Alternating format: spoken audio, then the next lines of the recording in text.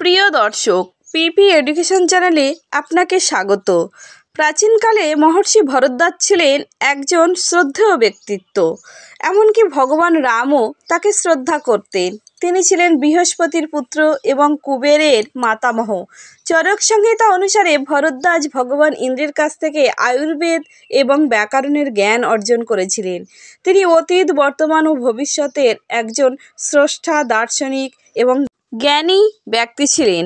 পৌরাণিক কাহিনী অনুসারে মহর্ষি ভরদ্বাজ একদিন অপ্সরা ঘিতাচিকে গঙ্গায় স্নান করতে দেখে মোহিত হয়ে পড়েন। তার উত্তেজনার ফলে বীর্যপাত হয়, যা তিনি একটি পাত্রে সংগ্রহ করেছিলেন। এই পাত্র থেকে দ্রোণ নামক একটি শিশুর জন্ম হয়। এই শিশুটি পরবর্তীতে একজন বিখ্যাত শিক্ষক এবং তীরন্দাজ হয়ে ওঠে এবং দ্রোণাচার্য উপাধি লাভ করে তিনি মহাভারতের দ্রোণাচার্য হয়ে ওঠেন। ঘিতাচি হলেন তার মাতা। ভিডিওটি শুরু করার পূর্বে আমার একটাই অনুরোধ, আমার এই ক্ষুদ্র প্রয়াসকে মূল্য দিতে চ্যানেলটিকে সাবস্ক্রাইব করবেন, লাইক দেবেন। শাস্ত্র শিক্ষা ও অস্ত্র শিক্ষা শেষ করার পরে দ্রোণাচার্য হস্তিনাপুর রাজসভায় গিয়ে কৌরব ও পাণ্ডবদের অস্ত্রগুরু হিসেবে নির্বাচিত হন। দ্রোণাচার্য সেই সময় কৃপাচার্যের বোন কৃপিকে বিয়ে করেছিলেন এবং তাদের অশ্বত্থামা নামে একটি পুত্র হয়, যাকে তিনি নিজের জীবনের থেকেও বেশি ভালোবাসতেন, যাকে চিরঞ্জীবী বলেও বিশ্বাস করা হয়। তিনি কৌরব ও পাণ্ডবদের শিক্ষাগুরু ছিলেন। অর্জুন ছিলেন তার প্রিয় শিষ্য। অস্ত্রগুরু হিসেবে দ্রোণাচার্য তার বিভিন্ন শিষ্যদের কাছ থেকে বিভিন্ন গুরুদক্ষিণা নিয়েছিলেন। সেই সময় একটি ঘটনা ঘটেছিলেন। অনার্য রাজকুমার একলব্য তীরন্দাজ অনুশীলন করছিলেন। হঠাৎ একটি কুকুর এসে পথ হারিয়ে ফেলে এবং ঘেউ ঘেউ করতে শুরু করে, যা একলব্যের মনোযোগকে ব্যাহত করছিল। তাই একলব্য তীর দিয়ে তার মুখ বন্ধ করে দেন, যাতে কুকুরটি কোনো ক্ষতি তার করতে না পারে। মাঝখানে অর্জুন ও দ্রোণাচার্য উভয়ই সেখান থেকে চলে যাওয়ার পর তারা সেই কুকুরটিকে দেখতে পান এবং তীরন্দাজের দক্ষতা দেখে অবাক হয়ে যান এবং কে এই কাজ করেছে তা অনুসন্ধান করতে শুরু করেন। তারা সেই মাঠে গেল এবং সেখানে একলব্য তার তীরন্দাজের অনুশীলন করছিলেন। গুরু দ্রোণাচার্যকে দেখে তিনি তাদের পা ছুঁয়ে বললেন, তোমার তীরন্দাজের দক্ষতায় আমি মুগ্ধ। তোমার গুরু কে? একলব্য বললেন, তুমি আমার গুরু। দ্রোণাচার্য বললেন, আমি তো তোমাকে কখনো কিছু শেখাইনি, তাহলে আমি কিভাবে তোমার গুরু হতে পারি?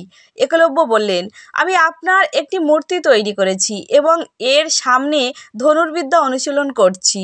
এই মূর্তিটি আমাকে শক্তি ও প্রেরণা দিয়েছে, তাই আপনিই হলেন আমার গুরু। দ্রোণাচার্য বললেন, তাহলে তোমাকে তো গুরুদক্ষিণা দিতে হবে। একলব্য বললেন, গুরু, আমি আপনার জন্য কি করতে পারি? দ্রোণ বললেন, তোমার ডান হাতের বৃদ্ধাঙ্গুলি কেটে আমাকে গুরুদক্ষিণা দাও। একলব্য ভয় পেলেন না। তৎক্ষণাৎ তার বৃদ্ধাঙ্গুলি কেটে গুরুর পায়ে তিনি দান করেছিলেন। এরপরে তিনি কৌরব ও পাণ্ডবদের কাছ থেকে গুরুদক্ষিণা দাবি করেন। যুদ্ধবিদ্যার প্রশিক্ষণ শেষ করার পরে দ্রোণাচার্য ভীষ্মকে এই বিষয়ে অবহিত করেন এবং ভীষ্ম দ্রোণাচার্যকে গুরুদক্ষিণা সম্পর্কে জিজ্ঞাসা করেন। তিনি বলেন, আমি আমার ছাত্রদের কাছ থেকে গুরুদক্ষিণা চাই। ভীষ্ম বলেন, তারা তো শিশু, তারা তোমাকে কী বা গুরুদক্ষিণা দিতে পারে? তখন দ্রোণাচার্য বলেন, তাদের সক্ষমতার মধ্যেই আমি গুরুদক্ষিণা চাইব। এই কথা বলে দ্রোণাচার্য তার ছাত্রদের একত্রিত করে দ্রুপদকে জীবিত অবস্থায় বন্দি করে তার সামনে আনতে বলেন। দুর্যোধন বলেন, আমি হস্তিনাপুরের জ্যেষ্ঠ রাজপুত্র, ভবিষ্যতের রাজা আমি, সুতরাং আমি দ্রুপদকে বন্দি করে গুরুদেবের চরণে অর্পণ করব। গুরু দ্রোণাচার্য দুর্যোধনকে অনুমতি দিয়ে দিলেন, কিন্তু অর্জুন এতে কিছুটা অসন্তুষ্ট হলেন। অর্জুনের দিকে তাকিয়ে দ্রোণাচার্য জিজ্ঞাসা করলেন, অর্জুন, তুমি এত বিরক্ত কেন? অর্জুন উত্তর দিলেন, কেন আপনি আমাদের আগে পাঠালেন না? দ্রোণাচার্য বললেন, তোমার শিক্ষা সম্পন্ন হয়েছে, কিন্তু দুর্যোধনের শিক্ষা কোনোভাবেই সম্পূর্ণ হয়নি। সে শুধুমাত্র অহংকারে বশবর্তী হয়ে যুদ্ধযাত্রা করেছে। অহংকারী যোদ্ধা কখনো জয়ী হতে পারে না। অহংকার একজন যোদ্ধার সবথেকে বড় শত্রু। দুর্যোধন তার ভাইদের নিয়ে প্রথম আক্রমণ করলেন, কিন্তু দ্রুপদের হাতে তারা সবাই বন্দী হয়েছিল। দ্রুপদ যখন আক্রমণ করল, সেই আক্রমণ রোখার ক্ষমতা দুর্যোধনের বা তার ভ্রাতাদের ছিল না, তাই তারা বন্দী হলেন।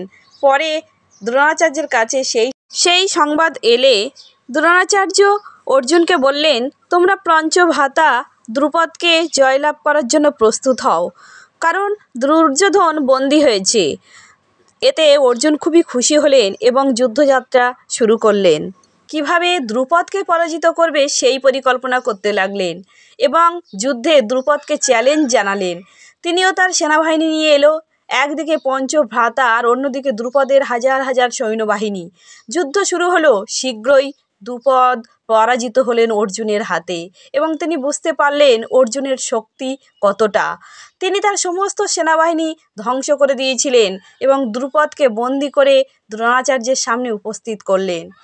দ্রোণাচার্য দ্রুপদকে বললেন, তুমি আমার শিষ্যদেরও সমান নাও, আর আমার সমান তো দূরের কথা। আমি এখনও সেই ব্রাহ্মণ এবং তোমার বন্ধু আছি, যাকে তুমি একদিন অস্বীকার করেছিলেন, যার বন্ধুত্বকে তুমি অস্বীকার করেছিলে এবং পদদলিত করেছিলে, যার কাছে প্রতিশ্রুতি করেও সেই প্রতিশ্রুতি তুমি ভঙ্গ করেছিলে। কিন্তু আমি অকৃতজ্ঞ নই। আমি তোমাকে আজও বন্ধু ভাবি এবং আজও আমি তোমার কাছে তোমার প্রতিশ্রুতি রাখব। যাও, আমি তোমার অর্ধেক রাজ্য কেড়ে নিলাম এবং অর্ধেক রাজ্য তোমাকে ফিরিয়েও দিলাম।